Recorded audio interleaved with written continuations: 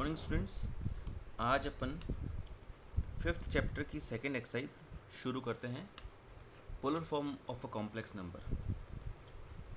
Complex number आपको मैंने बताया था, ये रियल पार्ट और इमेजिनरी पार्ट का मिक्सचर होता है। दोनों के कॉम्बिनेशन से ही कॉम्प्लेक्स नंबर बनता है। मैंने इस बार रियल की जगह एक्स लिखा है और इमेजिनरी की जगह वाई लिखा है। ऐसा इसलिए लिखा है क्योंकि आप इसे ग्राफ पे भी कॉम्प्लेक्स नंबर को डिनोट कर सकते हो। सपोज ये एक्स और वाई जो है कोऑर्डिनेट्स ले ली जाए, एक्स रियल पार्ट को एक्स कोऑर्डिनेट और इमेजिनरी पार्ट को वाई कोऑर्डिनेट, तो ये जो पॉइंट होता है वो जेड एक्स को वाई डिनोट होता है। इसको मैंने ओरिजिन से ज्वाइन किया। ओरिजिन से ज्वाइन करने के कारण ये जो लाइन सेगमेंट बना, ये आपका मॉडुलस जेड होता है, या इसे आर भी बोलते हैं। आर क्या होता है बेटा? ओरिजिन से किसी पॉइंट की डिस्टेंस, उस कॉम्प्लेक्स नंबर जेड की ओरिजिन से डिस्टेंस। अच्छा, इसको निकालने का फॉर्मूला अपन पिछले क्लास में देख चुके हैं। मॉडुलस जेड का एक फॉर्मूला था, वो फॉर्मूला एक्चुअली यहीं से आया है। कैसे आया बेटा? देखना, अगर ये पॉइंट एक्स कोमा वाई है, इसका मतलब इस पॉइंट ने जो एक्स एक्सिस का लॉन्ग डिस्टेंस ट्रेवल की वो एक्स है, और वाई एक्सिस का लॉन्ग जो डिस्टेंस ट्रेवल की वो वाई है। कहने का मतलब ये पॉइंट 0 कोमा वाई है, ये पॉइंट एक्स कोमा 0 है। अगर यहाँ से परपेंडिकुलर डाल दिया जाए तो ये डिस्टेंस y है बेटा, तो ये डिस्टेंस भी y होगी।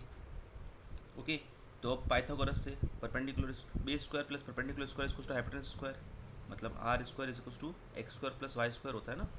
तो आर की वैल्यू हो जाएगी square root of X square plus Y square. R बोल दो या मॉडुलस जेड बोल दो, दोनों एक ही बात होती है, अलग अलग रिप्रेजेंटेशन है, बाकी चीज़ एक ही है। तो ये है आपका मॉडुलस ऑफ जेड। ये अपन पिछली क्लास में देख चुके थे, फॉर्मूला देख चुके थे, आज देख लिया अपन ने कि कहाँ से ये आया है। नेक्स्ट होता है आर्ग्यूमेंट, जो इम्पोर्टेंट है आज की क्लास के लिए। Argument of Z. Argument of Z का मतलब होता है बेटा, ये जो लाइन सेगमेंट है, ये positive direction of x axis से जो एंगल बनाती है थीटा, इस एंगल थीटा को ही आर्ग्यूमेंट बोला जाता है। ओके, अब थीटा निकालने का भी फॉर्मूला है।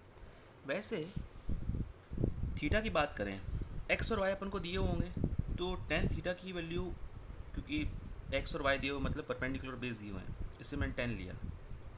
टेन थीटा की वैल्यू होगी परपेंडिकुलर अपॉन बेस, मतलब वाई अपॉन एक्स। तो जिससे थीटा की वैल्यू आएगी tan inverse Y upon X. तो इससे फॉर्मूला बना tan inverse Y upon X. Inverse trigonometric function है ये। इनवर्स वैसे तो 12th क्लास का टॉपिक है, पर अभी इस टॉपिक में भी यूज़ होता है, तो थोड़ा सा मैं आपको बता देता हूँ क्या होता है टेन इनवर्स ट्रिग्नोमेट्रिक फंक्शंस क्या होते हैं। जैसे अपन को पता है बेटा, टेन ज़ीरो की वैल्यू ज़ीरो होती है, तो इसका मतलब ये है टेन इनवर्स ज़ीरो की वैल्यू भी ज़ीरो होगी। उल्टा मतलब इससे समझ में आएगा, tan inverse pi by six, pi by six का मतलब 30 डिग्री की वैल्यू 1/√3 होती है। I am sorry, ten pi by six की वैल्यू 1/√3 होती है। तो इसका मतलब ये है टेन इनवर्स 1/√3 की वैल्यू भी, टेन इनवर्स 1/√3 की वैल्यू पाई बाय सिक्स होगी। टेन के अंदर अपन एक एंगल डालते हैं तो अपन को एक नंबर मिलता है, जबकि इनवर्स ट्रिग्नोमेट्रिक फंक्शन के अंदर अपन एक नंबर डालते हैं तो अपन को एंगल मिलता है। Okay, similarly ten pi by four जैसे 1045 डिग्री 1 होता है बेटा, तो इसका मतलब ये है टेन इनवर्स 1 की वैल्यू पाई बाय फोर होगी। सिमिलरली टेन इनवर्स √3, टेन √3 कब होता है बेटा? पाई बाय 3 पर, 60 डिग्री पर। Okay, similarly tan inverse pi by 2 कब होता है बेटा? सॉरी, टेन इनवर्स इनफाइनाइट कब होता है बेटा? पाई बाय 2 पर। ओके, तो ये इनवर्स ट्रिग्नोमेट्रिक फंक्शन का इंट्रोडक्शन था। ओके, एक क्वेश्चन करके देखते हैं अपन। जैसे मैंने आपको पूछा कि कोई कॉम्प्लेक्स नंबर है z is equals to 1 plus √3 iota, तो इसका मॉडुलस और आर्ग्यूमेंट बताइए। ओके, तो मॉडुलस क्या होगा बेटा? इसका फॉर्मूला तो है अपने पास सीधा, square root of X square plus Y square, मतलब 1 स्क्वायर प्लस √3 स्क्वायर, 1 + 3 4 मॉडुलस आ गया अपने पास 2, ये तो अपने पहले भी निकाला है मॉडुलस। तो next argument, argument of Z, argument Z होता है theta tan inverse Y upon X, tan inverse Y की वैल्यू √3 और x की वैल्यू 1, ये आपका x है, ये आपका y है ना। z is equal to X plus Y, iota y से कंपेयर करना, तो जो आयोटा के साथ में है वो y होगा और जो आयोटा के साथ में नहीं है वो x होगा।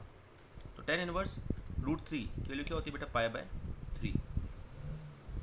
टेन इनवर्स √3 का क्या मतलब हुआ, टेन √3 कब होता है, टेन √3 होता है 60 डिग्री पर, π/3 पर, मतलब टेन इनवर्स √3 हो गया आपका π/3। ओके, तो ये तो आ गया आपके मॉडुलस और आर्ग्यूमेंट। नेक्स्ट आज का टॉपिक जो है polar form of a complex number.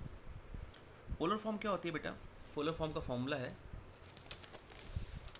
z is equals to r cos theta plus iota sine theta. बस आपको कुछ नहीं करना है, ये जो फॉर्म है इसमें आपको r और z की जो वैल्यूज़ आपने निकाली है, r आपका मॉडुलस z है 2 और जो थीटा है π/3, ये वैल्यूज़ इसमें रख देनी है। 2 टाइम्स ऑफ कॉस थीटा की वैल्यू आपको रखनी है π/3 प्लस आयोटा साइन π/3, ये आपका answer. Okay, 2 cos π/3 plus iota sine π/3, ये आपका polar form of complex number है। ये एक्चुअली यही चीज़ है, बस फॉर्म अलग है।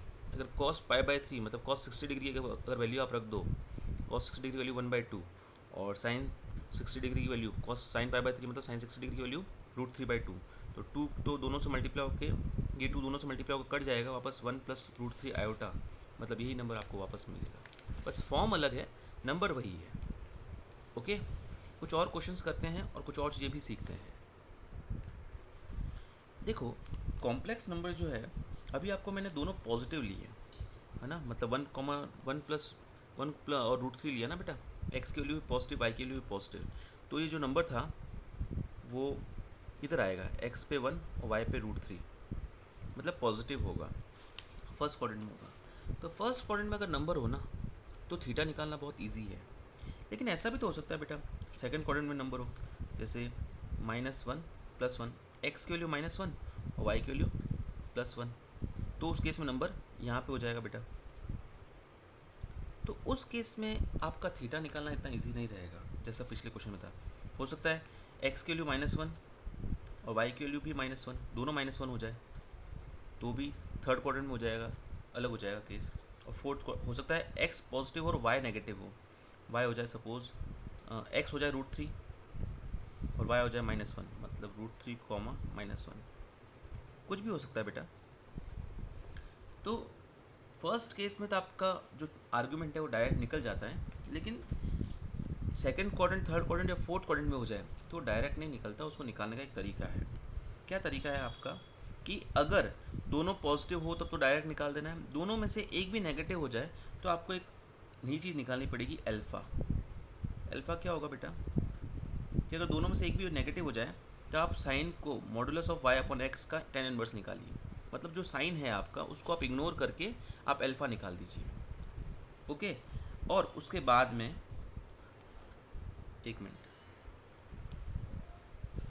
देखिए आप पहले अल्फ़ा निकाल दीजिए using positive science of y and x। Okay, अब आपको थीटा निकालने के लिए आपको साइन का पैटर्न चेक करना पड़ेगा। अगर दोनों पॉजिटिव है तो थीटा अल्फ़ा के बराबर ही होगा। अगर x नेगेटिव है और y पॉजिटिव है, मतलब जो कॉम्प्लेक्स नंबर होगा सेकंड क्वाड्रेंट में होगा, तो उस केस में जो थीटा है पाई माइनस अल्फ़ा के बराबर होगा। और अगर दोनों ही नेगेटिव है, x भी नेगेटिव y भी नेगेटिव, मतलब कॉम्प्लेक्स नंबर थर्ड क्वाड्रेंट में होगा, आपका जो थीटा होगा वो -पाई प्लस अल्फ़ा के बराबर होगा। और अगर x पॉजिटिव है और y नेगेटिव है, मतलब फोर्थ क्वाड्रेंट में कॉम्प्लेक्स नंबर, तो उस केस में आपका जो थीटा होगा वो आपका माइनस अल्फ़ा के बराबर होगा। ओके, चलो कुछ क्वेश्चंस ट्राई करते हैं इसके लिए। जैसे एक एग्जांपल लेते हैं, अपन एक्सरसाइज का एक एग्जांपल लेते हैं, z example 8, z is equals to -16/1 plus iota √3। Okay, इसको आपको पोलर फॉर्म में चेंज करना है। मतलब पोलर फॉर्म क्या है, z equals to R cos theta plus iota sine theta. तो पोलर फॉर्म में चेंज करने के लिए आपको पहले r निकालना पड़ेगा और थीटा निकालना पड़ेगा। तो r और थीटा निकालने के लिए पहले आपको इसको स्टैंडर्ड फॉर्म में चेंज करना पड़ेगा। बेटा ये स्टैंडर्ड फॉर्म में नहीं है ना, ये आपका किसी और फॉर्म में। तो स्टैंडर्ड फॉर्म में चेंज करने के लिए मैंने बताया था कि आप डिनोमिनेटर में से आयोटा हटाइए। डिनोमिनेटर में से आयोटा हटाने के लिए आप इसे रैशनलाइज कीजिए। रैशनलाइज करने का मतलब है अपोजिट साइन से मल्टीप्लाई डिवाइड। तो ये हो जाएगा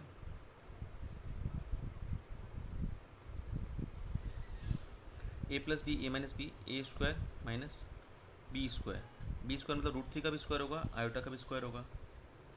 -16 multiply by 1 minus root three iota 1 plus 3 4 हो जाएगा ये। अच्छा आयोटा स्क्वायर का मतलब -1 यानी प्लस हो गया बेटा, माइनस और माइनस प्लस, और रूट थ्री का स्क्वायर 3 4 हो गया बेटा। तो z इक्वल्स टू -16। मैंने -16 मल्टीप्लाई नहीं किया क्योंकि ये 4 कट रहा था, इसलिए। आप चाहते तो पहले मल्टीप्लाई कर देते, फिर बाद में दोनों के डिनोमिनेटर अलग अलग लेके भी काट सकते थे। -4 प्लस 4 रूट थ्री आयोटा, यह आपका स्टैंडर्ड फॉर्म में आ गया है। अब इसको आपको मॉडुलस और आर्गुमेंट निकालना है। तो पहले r निकालिए। r का क्या फॉर्मूला था, square root of X square plus Y square, मतलब -4 का स्क्वायर प्लस 4 रूट थ्री का स्क्वायर, 16 प्लस 48 64 का स्क्वायर रूट 8। तो r आपका हो गया 8। Next theta argument. अच्छा यहाँ पे आप देखिए, जो आपका कॉम्प्लेक्स नंबर है वो दोनों पॉजिटिव नहीं है ना, ये नेगेटिव है। इसका मतलब आपका कॉम्प्लेक्स नंबर का जो थीटा निकलेगा, आर्गुमेंट निकलेगा, वो डायरेक्ट नहीं निकलेगा, आपको इसकी हेल्प लेनी पड़ेगी। तो पहले आपको अल्फ़ा निकालना है। अल्फ़ा होगा बेटा tan inverse modulus of y upon x। आप यहाँ नोट करें y की वैल्यू प्लस 4 रूट थ्री है और x की वैल्यू -4 है। माइनस साइन को आप इग्नोर कर सकते हैं क्योंकि मॉडुलस है, और 4 से 4 कट जाएगा तो केवल रूट थ्री बचेगा। तो tan इनवर्स रूट थ्री की वैल्यू होती है π/3। अल्फ़ा आपके पास आ गया, लेकिन थीटा अभी तक नहीं आया। थीटा निकालने के लिए आपको टेबल की हेल्प लेनी है बेटा। x नेगेटिव है, y पॉजिटिव है। x नेगेटिव और y पॉजिटिव सेकंड क्वाड्रेंट में होता है। इसका मतलब जो थीटा होगा वो आपका पाई माइनस अल्फ़ा के बराबर होगा। जो आपका थीटा होगा वो होगा पाई माइनस अल्फ़ा। अल्फ़ा की वैल्यू आई है π/3। पाई माइनस π/3, 3 एलसीएम लोगे 3 पाई माइनस पाई यानी आई 2 π/3। ओके, ऐसा क्यों हुआ बेटा, क्योंकि x नेगेटिव -4 और y प्लस 4 रूट थ्री इधर होगा बेटा। तो आपका जो एंगल बनेगा ना, ये वाला एंगल, ये एंगल 120 डिग्री होगा।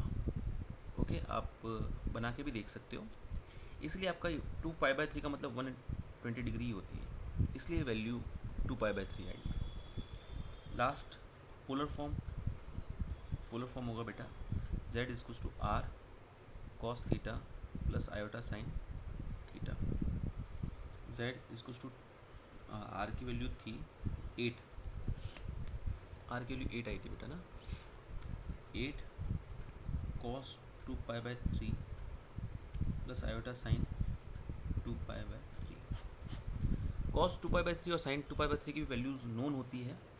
अभी तक आपने निकाली नहीं है, वो अपन थर्ड चैप्टर में निकालेंगे, तब सीख जाओगे। वैसे वो वैल्यूज़ वापस इसमें अगर रख दी जाए और सॉल्व कर दिया जाए तो आप वापस इसी क्वेश्चन चीज़ पे आ जाओगे, लेकिन आपको वो रखना नहीं है, आपको बस ऐसे छोड़ देना है। ये आपकी पोलर फॉर्म है। चलिए कुछ और क्वेश्चंस करते हैं। z equals to 2 root three minus 2 iota. तो बेटा इसमें आपका मॉडुलस और आर्ग्यूमेंट निकालना है आपको। तो पहले modulus z square root of X square plus Y square का फॉर्मूला है 2 रूट थ्री का स्क्वायर प्लस 2 का स्क्वायर 4, और ये 2 का स्क्वायर 4 और रूट थ्री का स्क्वायर 3, 4 3 12 प्लस 4 16 का स्क्वायर रूट 4। ओके, नेक्स्ट आपका आर्ग्यूमेंट थीटा, ये होगा आपका, एक सेकेंड यहाँ पे गड़बड़ हो गई, एक्स और वाई दोनों पॉजिटिव नहीं है ना बेटा, तो डायरेक्ट नहीं निकलेगा। You need to find alpha first. Alpha की वैल्यू थी tan inverse modulus of y upon X, मतलब वाई की वैल्यू -2,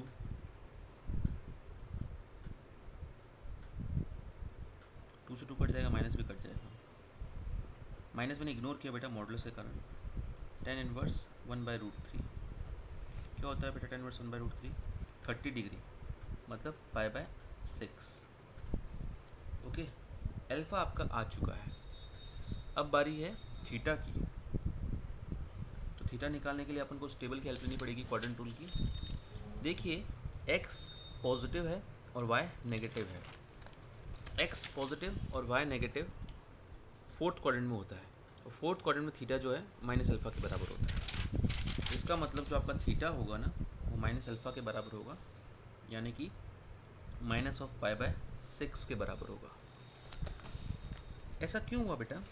क्योंकि अगर आप इसको ग्राफ में बनाओगे ना तो x की वैल्यू 2√3, y की वैल्यू -2, यहाँ पे होगा 2√3, -2। तो जो आपका एंगल बनेगा with post direction of x axis से वो नीचे की साइड बनेगा। ये पूरा एंगल नहीं लेना है क्योंकि थीटा अभी मैं बता दूंगा। तो ये जो एंगल होगा आपका नेगेटिव होगा और ये नेगेटिव π/6 या नेगेटिव 30 डिग्री होगा। ओके, तो z आपका जो है पोलर फॉर्म जो है वो r cos theta plus iota sine theta, यानी कि r की वैल्यू 4 है, cos π/6 प्लस आयोटा साइन π/6 के बराबर हो जाएगा। ओके, एक्चुअली ये आपको ध्यान होना चाहिए कि जो आपका थीटा है उसकी एक रेंज है, मतलब उसकी बाउंड्रीज हैं वो +π और -π के बीच में ही होना चाहिए। मतलब छोटा से छोटा -π हो सकता है, ये -π एंगल तक, बड़ा से बड़ा +π हो सकता है। इन दोनों के बीच में ही ये थीटा लाई करता है हमेशा। इसलिए आपका एंगल पूरा आपने पाई से बड़ा, मतलब कभी यहाँ पर कोई पॉइंट हो गया तो आप ऐसे ही मेज़र करोगे एंटी क्लॉकवाइज, इसको क्लॉकवाइज मेज़र नहीं करोगे इतना बड़ा। ओके, एक और क्वेश्चन अपन कर लेते हैं। z = -5 iota. ओके, तो आपका पहले इसको पोलर फॉर्म में चेंज करना है, तो पहले मॉडुलस z निकाल दीजिए। फॉर्मूला है x² + y² मतलब -5 का स्क्वायर प्लस -5 का स्क्वायर। ये माइनस आप लो या ना लो कोई फ़र्क नहीं पड़ता क्योंकि स्क्वायर होगा पॉजिटिव ही होगा। 25 + 25 50 का स्क्वायर रूट होता है 5√2। ओके, मॉडुलस आ गया। थीटा डायरेक्ट नहीं निकलेगा क्योंकि दोनों पॉजिटिव नहीं है, पहले अल्फ़ा निकालना पड़ेगा। tan inverse of modulus y/x यानी tan इनवर्स ऑफ -5/-5 1, यानी कि π/4। ओके, tan 1 कब होता है? π/4 होता है ना 45 डिग्री पर। तो अल्फ़ा आ गया। अब बारी है थीटा की। x भी नेगेटिव है, y भी नेगेटिव है, दोनों नेगेटिव थर्ड क्वाड्रेंट में होते हैं और थर्ड क्वाड्रेंट में थीटा जो है -π + अल्फ़ा के बराबर होता है। अल्फ़ा की वैल्यू है π/4, तो -π + π/4, 4 एलसीएम लोगे तो -4π + π यानी -3π/4 आ गया बेटा थीटा की वैल्यू। तो आपकी जो पोलर फॉर्म है वो z = r of cos theta plus iota sine theta के बराबर होगी। r की वैल्यू 5√2, cos थीटा की value -3π/4 plus iota sine theta की वैल्यू -3π/4 होगी। यही आपकी polar form of this complex number होगी। आई होप आपको समझ में आया। आप अपने डाउट्स मुझसे पूछ सकते हैं। आप लोगों को 5.2 एक्सरसाइज होमवर्क करनी है और डाउट्स, उसके भी डाउट्स मुझे पूछ लीजिएगा। Thank you.